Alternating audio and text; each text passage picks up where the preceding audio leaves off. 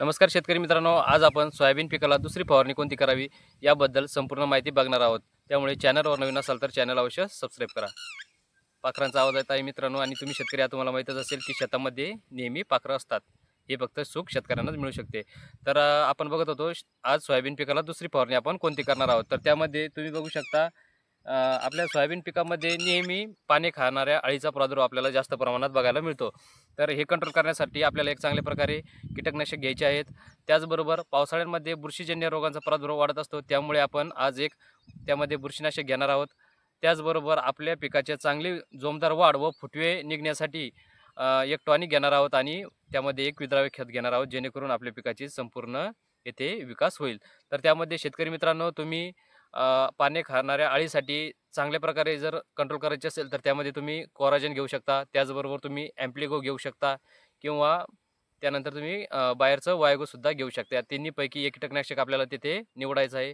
त्याचबरोबर सोयाबीन पिकामध्ये जास्तीत जास्त फुटवा निघण्यासाठी आपल्याला 1261 या विद्राव्य खताची निवड करायची आहे। यामध्ये स्फुरदचं प्रमाण जास्त असल्यामुळे आपल्या सोयाबीन पिकाला जास्तीत जास्त फुटवे निघत असतात।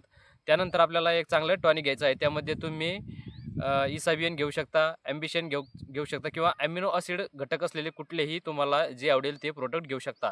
ॲमिनोमुळे काय होते की पिकामध्ये प्रोटीनची संख्या वाढते आणि प्रोटीन आपल्या पिकाला उपलब्ध झाल्यामुळे आपल्या पिकाची चांगल्या प्रकारे चांगली वाढसुद्धा होत असते आणि फुलधारणेमध्ये सुद्धा आपल्याला त्याचा फायदा होत असतो।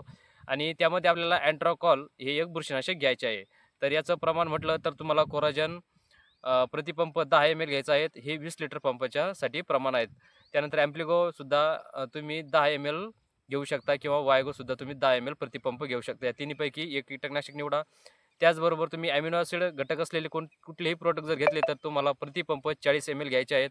त्याचबरोबर 1261 हे विद्राव्य खत आपल्याला तेथे 100 ग्रॅम घेणे गरजेचे आहेत आणि त्याचबरोबर अँट्राकॉलसुद्धा आपल्याला 30 ते 40 ग्रॅम प्रतिपंप घ्यायचे आहेत आणि सिलिकॉन बेस्ड आपल्याला एक चांगले दर्जेदार स्टिकर घ्यायचे आहे, जेणेकरून आपल्या पिकामध्ये त्याचा औषधांचा प्रसार होण्यास मदत होईल। अशा प्रकारे तुम्ही फवारणी करा, निश्चितच तुम्हाला सोयाबीन पिकामध्ये चांगले रिझल्ट येतील आणि आपल्या उत्पादनामध्ये वाढ होण्यास मदत होईल। तर शेतकरी मित्रांनो, व्हिडिओ आवडला असेल तर लाईक करा आणि चॅनलवर नवीन असाल तर चॅनल अवश्य सबस्क्राईब करा। भेटूया पुढील व्हिडिओमध्ये नवीन माहितीसोबत। तोपर्यंत जय जवान जय किसान, धन्यवाद।